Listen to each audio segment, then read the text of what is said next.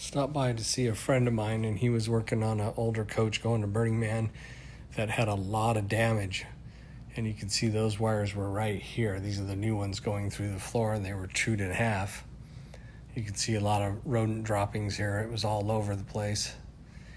And so he pulled in some new wires using those fiberglass pull rods. And then you can also see there was more plumbing damage than electrical damage. So he had a lot of this plumbing he had to replace. And so I had heard a long time ago that they like to chew on this stuff because it was corn-based products. But then I asked AI, and it said it's not that. They're mostly PVC and PEX, but they do it for teeth maintenance because their teeth never stop growing. They like to chew on stuff. But it gave a few different answers here that I agree with. I've had to make a lot of those repairs over the years.